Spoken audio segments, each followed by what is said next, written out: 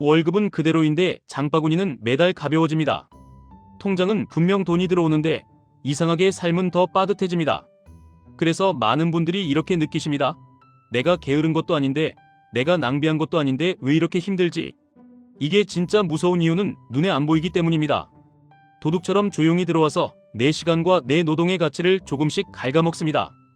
여기서 질문 하나 드리겠습니다. 달러는 왜 자꾸 늘어날까요? 미국은 왜 계속 달러를 찍어내도 망하지 않을까요? 그리고 그 대가를 왜 전 세계가 같이 치를까요? 이걸 이해하면 인플레이션이 단순히 물가가 오르는 현상이 아니라 누군가의 부가 커지고 누군가의 삶이 무너지는 구조라는 게 보이기 시작합니다.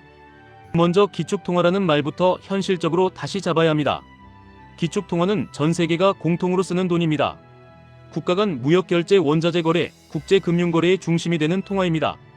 쉽게 말해 세계의 계산기이자 세계의 영수증 언어입니다. 그리고 그 언어가 달러가 된 순간부터 달러는 미국 돈이면서 동시에 세계 돈이 되어버렸습니다. 달러가 세계 돈이 된 시작은 1944년입니다. 2차 세계대전이 끝나기 직전에 미국 뉴햄프셔 브레튼 우즈에서 회의를 열었습니다. 핵심은 간단했습니다. 달러를 세계의 기준으로 쓰자. 그리고 달러는 금과 바꿔주겠다. 35달러를 가져오면 금 1온스로 교환해주겠다. 이 약속 하나로 달러는 단순한 종이가 아니라 금이 보증하는 돈처럼 보이게 됐습니다. 여기까지는 말이 됩니다. 그런데 문제는 전쟁 이후였습니다. 유럽은 폐허였고 전 세계는 재건이 필요했습니다. 미국이 그 재건을 도왔습니다. 그게 마셜 플랜 같은 지원입니다. 군사력도 키웠고 해외 주둔도 늘렸고 동맹국 원조도 했습니다. 그리고 결정적으로 전쟁이 이어졌습니다. 전쟁은 돈을 태우는 기계입니다. 특히 미국은 1950년대부터 냉전 체제를 유지하면서 군사비를 계속 늘렸고 베트남 전쟁까지 겹치면서 재정 지출이 폭증합니다. 그럼 돈은 어디서 나오나요? 세금만으로는 부족합니다. 국채를 찍습니다. 국채를 찍으려면 달러가 필요합니다. 그 달러를 찍습니다. 여기서부터 달러가 늘어나는 메커니즘이 시작됩니다. 미국 정부는 적자가 나면 국채를 발행하고 그 국채는 금융시장에서 흡수되거나 필요하면 중앙은행이 다시 사들이며 시장에 돈을 넣습니다. 이 과정에서 달러가 늘어납니다. 달러가 늘어난다는 건 단순히 지폐가 늘어난다는 뜻이 아니라 은행 시스템 속 예금과 신용이 같이 늘어난다는 뜻입니다. 진짜 무서운 건 지폐보다 신용으로 늘어나는 달러입니다. 그런데 당시엔 아직 금태환 약속이 있었습니다. 달러를 늘리면 늘릴수록 금이 부족해집니다. 왜냐면 금은 한정인데 달러는 계속 증가하니까요. 그래서 유럽 국가들은 눈치를 챘습니다. 미국이 가진 금보다 달러가 너무 많다. 이대로면 달러는 나중에 휴지될 수 있다. 그러니까 달러를 금으로 바꿔가자. 각 나라가 달러를 들고 와서 금으로 바꾸려고 하니까 미국의 금이 빠져나가기 시작합니다. 이걸 계속 허용하면 미국은 금이 고갈됩니다. 금이 고갈되면 달러 약속이 깨지고 신뢰가 무너집니다. 그럼 패권이 흔들립니다. 그래서 1971년 8월 미국이 결단을 내립니다. 금으로 못 바꿔주겠다. 이게 닉슨 쇼크입니다. 이 순간 이후로 세계는 완전히 다른 게임으로 들어갑니다. 금과 연결된 시대에서 신용과 힘으로 연결된 시대로 넘어간 겁니다. 여기서부터 사람들이 가장 많이 헷갈립니다. 금태환을 끊었으면 달러는 끝난 거 아니냐?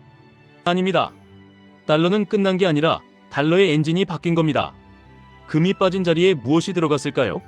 정답은 에너지입니다. 석유입니다. 1970년대에 오일 쇼크가 터지며 석유의 가치가 폭등합니다. 그런데 전 세계 산업은 석유 없이는 돌아가지 않습니다.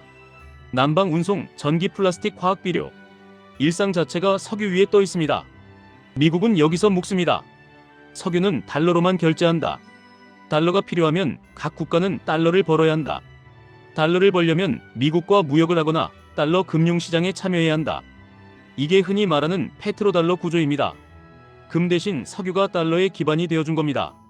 그래서 금태환이 끝났는데도 달러는 무너지지 않았습니다. 오히려 더 강해졌습니다. 왜냐면 세계가 석유를 사기 위해 달러를 필요로 했기 때문입니다. 여기서 두 번째 메커니즘이 시작됩니다. 세계가 달러를 필요로 하면 달러는 자연스럽게 전 세계로 퍼집니다. 미국은 무역에서 적자를 봅니다. 그러면 달러가 해외로 나갑니다. 해외는 달러가 쌓입니다. 그럼 그 달러로 뭘 하냐? 미국 자산을 삽니다. 미국 국채를 삽니다. 미국 주식 부동산 회사채를 삽니다. 이 구조에서 미국은 사실상 이렇게 됩니다. 물건을 사면서 달러를 주고 그 달러는 다시 미국으로 돌아와 미국의 부채를 사줍니다. 미국은 적자를 봐도 버틸 수 있습니다. 전 세계가 미국의 국채를 사주는 순간부터 미국의 적자는 미국만의 문제가 아니라 세계의 시스템이 됩니다. 그럼 달러는 왜 계속 늘어날까요? 답은 한 문장입니다. 세계가 달러를 필요로 하는데 달러를 공급할 수 있는 곳은 미국뿐이기 때문입니다.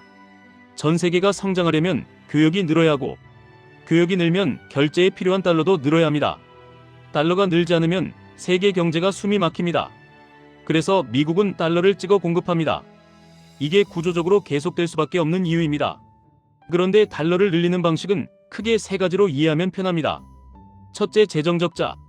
정부가 지출을 늘리고 세금으로 못 메우면 국채를 찍습니다. 국채가 늘면 달러 시스템 전체의 부채가 늘어납니다. 미국은 위기 때마다 지출을 늘렸습니다. 전쟁, 금융위기, 팬데믹. 그때마다 국채가 커집니다. 둘째, 금융 시스템의 신용 팽창. 은행은 예금을 기반으로 대출을 늘리며 돈을 만듭니다. 중앙은행이 금리를 낮추면 대출이 쉬워지고 신용이 팽창합니다. 신용이 팽창하면 달러가 늘어납니다. 이게 지폐가 아닌 보이지 않는 달러 증가입니다. 셋째, 위기 때의 유동성 공급. 시장이 무너지면 중앙은행은 시장을 살리기 위해 돈을 공급합니다. 국채를 사주거나 금융기관에 유동성을 제공합니다. 그 순간 달러는 급격히 늘어납니다. 코로나 때가 대표적입니다. 이제 중요한 질문이 남습니다. 달러가 늘면 왜 우리가 힘들어질까요? 달러가 늘면 달러의 가치가 떨어지는 방향으로 압력이 생깁니다. 달러 가치가 떨어지면 원자재 가격이 오릅니다. 석유, 곡물, 금속. 그게 글로벌 물가를 올립니다. 우리나라는 에너지를 수입합니다. 원자재를 수입합니다. 그래서 달러가 늘면 한국의 물가도 영향을 받습니다. 그리고 더 결정적인 게 있습니다. 자산 가격입니다. 달러가 늘고 금리가 내려가면 돈은 갈 곳을 찾습니다. 은행 예금으로는 답이 안 나오니 주식, 부동산 같은 자산으로 이동합니다. 이때 자산을 가진 사람은 인플레이션을 타고 올라갑니다. 자산이 없는 사람은 월급만으로 따라가다 지칩니다. 이게 격차를 키우는 진짜 이유입니다. 여기서 자연스럽게 QLD, TQQQ가 등장합니다. 왜냐하면 달러가 늘어나는 구간, 금리가 내려가는 구간, 유동성이 풀리는 구간, 그때 돈이 가장 빠르게 몰리는 곳 중 하나가 미국의 기술주 중심 시장이기 때문입니다. 그런데 많은 분들이 여기서 실수하십니다. QLD, TQQQ를 그냥 주식처럼 생각합니다. 좋아 보이니까 사고, 떨어지면 겁나서 팔고, 다시 오르면 뒤늦게 사고, 이러면 이 도구가 아니라 감정 롤러코스터가 됩니다. 그래서 운영 방식이 필요합니다. QLD는 코어로 시간을 편으로 만들고 TQQQ는 전술로 흐름이 열릴 때만 속도를 붙이는 방식입니다. 그럼 도대체 흐름이 열린다는 게 뭔가? 이걸 달러 역사랑 연결해서 아주 현실적으로 설명드리겠습니다. 미국이 금리를 내리면 달러가 늘어납니다. 달러가 늘어나는 건 미국 안에서만이 아니라 전 세계로 퍼집니다. 왜냐면 달러는 세계 결제 통화이기 때문입니다. 전 세계 은행과 기업은 달러로 빚을 지기도 하고 달러로 결제하기도 합니다.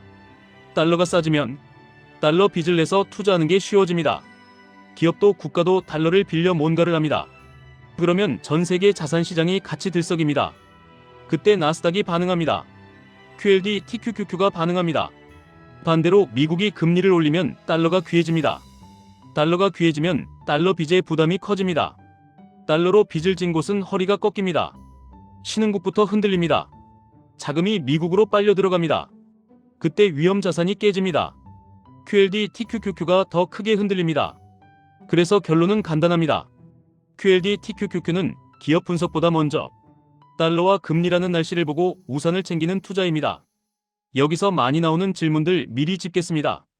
그럼 달러가 계속 늘면 무조건 미국 주식이 오르나요? 그렇게 단순하지 않습니다. 달러는 늘어도 금리가 높게 유지되면 시장은 버팁니다. 그리고 달러가 늘어도 실물 경기 침체가 깊으면 기업 실적이 무너집니다. 그래서 우리는 한 번에 몰빵이 아니라 분할이 필요합니다. 흐름이 열릴 때 조금씩 올리고 흐름이 닫힐 때 조금씩 줄이는 운영이 필요합니다. 레버리지는 위험하지 않나요? 맞습니다. 그래서 TQQQ는 특히 규칙이 없으면 위험합니다. 하지만 규칙이 있으면 도구가 됩니다. 문제는 레버리지가 아니라 레버리지를 감정으로 운용하는 사람입니다. 그럼 규칙을 어떻게 만들면 좋나요? 단순하게 가셔야 합니다.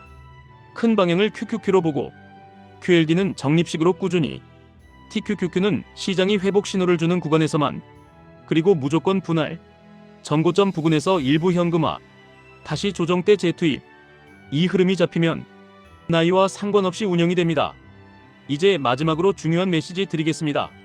달러가 늘어나는 건 우연이 아닙니다. 브레튼 우즈 이후 달러는 세계의 중심이 되었고, 금태환이 끊긴 이후엔 석유와 금융으로 더 단단해졌습니다. 미국은 적자를 보면서도 살아남는 구조를 만들었고, 위기 때마다 달러를 늘리며 시스템을 연장해왔습니다. 그 과정에서 인플레이션은 반복되었고, 자산을 가진 사람과 없는 사람의 격차는 더 커졌습니다. 그래서 우리가 QLD TQQQ를 공부하는 이유는 단순히 빠르게 벌기 위해서가 아닙니다. 내 노동의 가치를 지키고 내 가족의 시간을 지키기 위해서입니다. 다음 파트에서는 달러가 늘어나는 시기마다 나스닥이 어떤 패턴으로 움직였는지, 금리 인하 전후에 어떤 흔들림이 나오는지, 그리고 조정장에서 멘탈이 무너지지 않게 QLD와 TQQQ를 어떤 비중과 루틴으로 운영하면 좋은지 더 현실적으로 이어가겠습니다.